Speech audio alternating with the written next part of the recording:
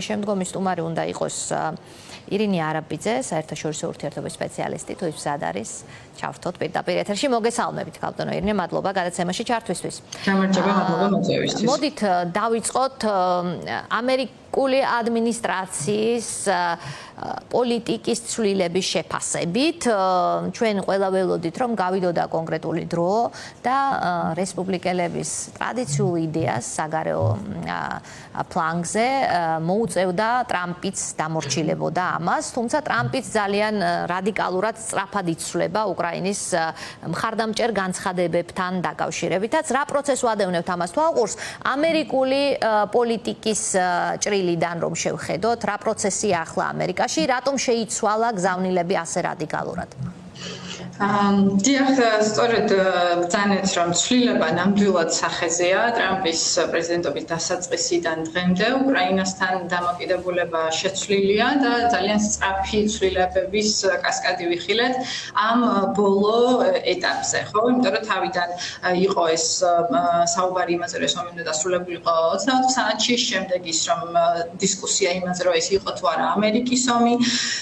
და საერთოდ ჩართულობაც კი კითხვის ნიშნის ქვეშ იდგა ამერიკის ევროპაში და ახლა ვნახეთ ცვლილება ტონის დამოკიდებულების, ასევე ის ოვალურ კაბინეტში ძალიან წარუმატებელი შეხვედრა ზელენსკის, რომელმაც ყველა ძალიან ცუდი განწყობა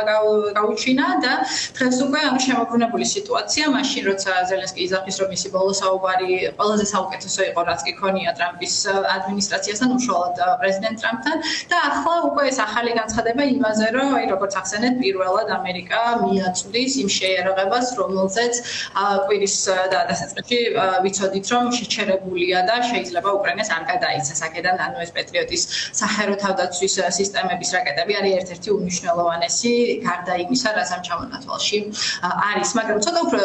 უკან რომ დავიხიოთ და დიდ სურათს რომ შევხედოთ, ამერიკა-რუსეთის ურთიერთობის ტრაექტორიის და როგორ ვითარდებოდა ეს ურთიერთობა ფაქტიურად რეიგანის შემდეგ ყველა შემდგომ პრეზიდენტთან. და ეს ძალიან მსგავსია, რასაც ახლა ტრამპის ადმინისტრაცია გადის იმისა, თუ რასაც ყოველი ამერიკის პრეზიდენტი გადიოდა რუსეთთან ურთიერთობაში და შემდეგ ანუ როგორ იწყებოდა მცდელობით, რომ დარეგულირებულიყო ეს ურთიერთობა პერსონალური დიპლომატიით და იმისი ახსნით, რომ ამერიკა აღარ არის სტრატეგიული მოწინააღმდეგე და შემდეგ როგორ სრულდებოდა ეს ყველაფერი იმ ფიასკოთი, რასაც ხედავდით აქამდე. აქ უბრალოდ განსხვავება იყო რაში იქამდე, რომ მანამ სანამ რუსეთი იყო სუსტი სახელმწიფო, მისი ეკონომიკა იყო რთულ მდგომარეობაში და მას არ ჰქონდა გარკვეულწილად სამხედრო მოდერნიზაცია გავლილი, რაც შემდგომ განახორციელა, ფასი იმისი, რომ ეს დაყოვების პოლიტიკა ჰქონოდა ამერიკის პრეზიდენტებს რუსეთთან იყო შედარებით დაბალი, მაგრამ აი ფაქტორად 2003 წლის შემდეგ, რაც ვიხილეთ, იყო რომ ნავთობის ფასის ზრდასთან ერთად რუსეთმა ძალიან სერიოზული რესურსი ჩადო სამხედრო თვალსაზრისითაც, გაძლიერდა, ბევრად უფრო აგრესიული გახდა და უკვე ამერიკის პრეზიდენტების მცდელობა იმისა, რომ რუსეთისთვის ხელი გაეწოდებინათ, ბევრად უფრო ძვირი დაუჯდა როგორც ჩვენ რეგიონს. ევროპასაც. და ანუ აი აქ პრეზიდენტ ბუში რომ გავიხსენოთ, ჯორჯ ბუში ხო მისი პუტინთან და ის რომ ანუ ეს ცნობილი გამონათქვამი რომ ის თვალებში ჩაიხედა და თითქოს მისი სული დაინახა, მაგრამ ანუ მისი მეორე რაღაცნაირად ეს ეპოქა არა მხოლოდ ამერიკის შეერთებული შტატების დონეზე დასრულდა, ევროპაშიც დასრულდა, მერცის ბოლო დროინდელ განცხადებებს თუ შევხედავთ და შეერთებულ შტატებში გაკეთებულ განცხადებებს, რომ პუტინი ბანდიტია პირდაპირ ასეთი შეფასებით, რაღაცნაირად ეს რომანტიზმის ეპოქა თუ რაღაც ის წითელი ღილაკის გადატვირთვის ეპოქები დასრულებულია როგორც ჩანს. ჩვენ შეგვიძლია ასე ცალსახად დაღია ვთქვათ, რომ ეს ეპოქა დასრულდა. რა იქნება შემდგომ? ევროპის შემთხვევაში ხო ცხადია, რომ გამომდინარე იქიდან, რომ ეს საფრთხე უშუალოდ კონტინენტზე და ანუ ეს არის ფართომასშტაბიანი ომი იმ მასშტაბის, რომელიც არ გვინახავს უკვე რამდენი წელია ევროპაში, ეს საფრთხე არის ცხადად აღქმული უმეტესწილად ევროპის სახელმწიფოების მიერ. რა თქმა უნდა, აქაც არის განსხვავება ცენტრალურ აღმოსავლეთ ევროპის დამოკიდებულება, სადაც სამხრეთ უკვე განსხვავებაც აღარ არის თითქოს ცენტრალური ევროპის ქვეყნებსა და აღმოსავლეთ ევროპის ქვეყნებზე უფრო მწვავე იყო მერცი მაგალითად, ხო? ანუ აღმოსავლეთ ევროპის კი, ანუ აფრიკად გულისხმობ შეგვიძლია ავიღოთ სამხრეთის ქვეყნები, რომლებიც მაგალითად მარჯვის საკითხზე ესპანეთი ერთ-ერთი გამონაკლისი იყო, რომელმაც არ ჩათვალა საჭიროდ ხარჯზე თანხმობა მიეცა, იმიტომ რომ ასე მტკივნეულად ეს საკითხი შეიძლება ეტაპზე არის დგას, მაგრამ ამერიკის გადმოსახედიდან რეალურად ეს არის ერთ-ერთი პრობლემა იმ უსაფრთხოების პრობლემათაგან, რომელიც უნდა დაარეგულიროს გლობალურად და დღემდე ჩინეთი არის მთავარი ფოკუსი ამერიკის უსაფრთხოების პრობლემებისა და შემდეგანის კონექტურა რაც იქნება ამის გარშემო არის აგებული იმაზე, რომ სად რა რაოდენობის რესურსი უნდა დახარჯოს ამერიკამ იმისთვის, რომ სრულად იყოს მზად ჩინეთთან დასაპირისპირებლად. და აქ არსებობს გარკვეულწილად ორი ბანაკი ამის ადმინისტრაციაში, ისინი ვინც თვლიან, რომ აუცილებელია ევროპის უსაფრთხოების პრობლემა იყოს კონტროლის ქვეშ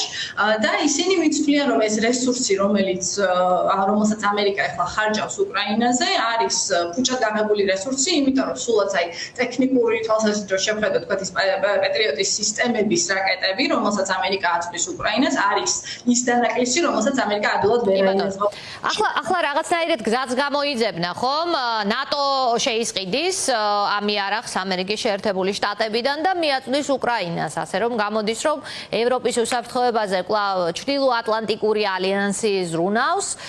თანაბარი წილით, ხომ? იქ ამერიკაც არის წევრი და იქ ევროპის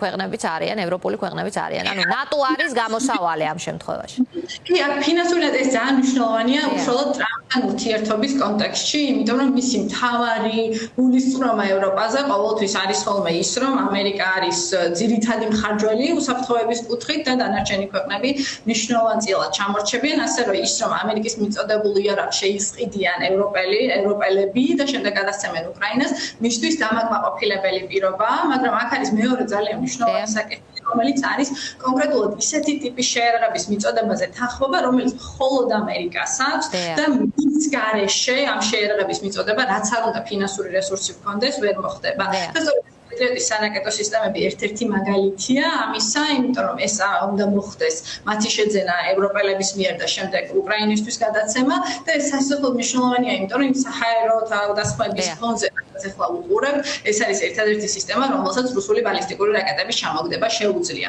ასე რომ ევროპული ფინანსური რესურსი კი კრიტიკულია, მაგრამ ამერიკის თანხმობა იმაზე, რომ ეს იარაღი, რომელიც მის საწყობშია გასცეს, მიუხედავად იმისა, რომ იქ დებატია იმაზე, რამდენად უნდა დახარჯოს მან თავისი მარაგები უკრაინაზე, ძალიან მნიშვნელოვანი ნაბიჯია დროის. რაზეც ის კონფრონტაცია რაც იყო შიგნით ამ ეტაპზე გადაწყვეტილია იმ კუთხით, რომ ამერიკა თანახმა გაიღოს ეს რესურსი, მიუხედავად იმისა, რომ მას შეიძლება საკმარისი არ ჰქონდეს სხვა თეატრისთვის. კი ბატონო და სულ ბოლოს დავსვათ კითხვა საქართველოსთან დაკავშირებით, თუ დავაკვირდებით აზერბაიჯან-სომხეთის მოლაპარაკებებს და დასავლეთის აქტიურობას ამ მოლაპარაკებებში, რუსეთი აღარ არის ამ მოლაპარაკების შუამავალი, ისტორიაში პირველად პირისპირ შეხვედრა იყო აგერ და ბევრ რამეზეც ხდნენ როგორც გაირკვა ამ რეგიონში ვადევნებ თვალყურს რეგიონიდან რუსეთის განდევნის პოლიტიკას და სად არის ამ დროს საქართველო თავისი წერილებით, რომელსაც ტრამპს თურმე აგერ არასაჯაროდაც წერს. კი, ცხადია, რომ ის დინამიკა, რაც ახლა ბოლო ნაწილში ვიხილეთ, განსაკუთრებით აი აზერბაიჯანი რუსეთის ბოლო ურთიერთობის ესკალაციასაც თუ შევხედავთ, ცხადია, რომ რუსეთის გავლენა ჩვენ რეგიონში შემცირებულია. და ეს იყო ხელისგულზე იქამდეც, მაშინ როცა სომხეთ აზერბაიჯანის ურთიერთობებში რეალურად რუსეთს საბოლოო ჯამში გამოეცალა ბერკეტები და ამ პროცესიდან ფაქტიურად გათიშული გახდა და ამ გავლენის შემცირების პირდაპირ პროპორციულია უკვე ის სითამამე, რითაც აზერბაიჯანი ახერხებს, რომ რუსეთს პასუხი დაუბრუნოს, მაშინ როცა თქვა მსგავსი ტიპის გაცვლა მათ შორის სადღაც 5 წლის წინ შეიძლება წარმოუდგენელი ყოფილიყო. ასე რომ ეს ერთი ძალიან მნიშვნელოვანი ნაწილია და მეორე ის, რომ ამერიკა დაბრუნდა ამ მოლაპარაკებების არენაზე, რაც ჩვენთვის სასიხარულოა, იმიტომ რომ რეგიონი ინტერესის საგანია, რა თქმა უნდა. ჩართულობა, მაგრამ აქ აღსანიშნავია ასევე ისიც, რომ ძალიან სამწუხარო რაც არის ჩვენი ქვეყნისთვის, არის რომ ძალიან მნიშვნელოვანი გეოპოლიტიკური ზრუნვები ხდება და ჩვენ ვართ იზოლაციაში და კიდევ უფრო ღრმად მივიწევთ იზოლაციისკენ, მაშინ როცა ძალიან ბევრი კარია, რომელიც შესაძლებელია რომ გაიხსნას იმ შემთხვევაში, თუ ჩვენ გამოვიყენებთ დასავლეთის გააქტიურებას ჩვენ რეგიონებში, სულად ჩვენი კონფლიქტური რეგიონების მიერ და საერთოდ საქართველოს დასავლეთთან ჩაბმის გზაზე. ასე რომ ჩვენი ტრაექტორია არის აბსოლუტურად საწინააღმდეგო ჩვენი ეროვნული ინტერესებისა, მაშინ როცა თვითონ განვითარების კუთხით ამერიკის დაბრუნება რეგიონში თავისთავად რომ მისასალმებელია. დიდი მადლობა ირინე არაბიძე, საერთაშორისო ურთიერთობის სპეციალისტი გვერდებოდა პირდაპირ ეთერში.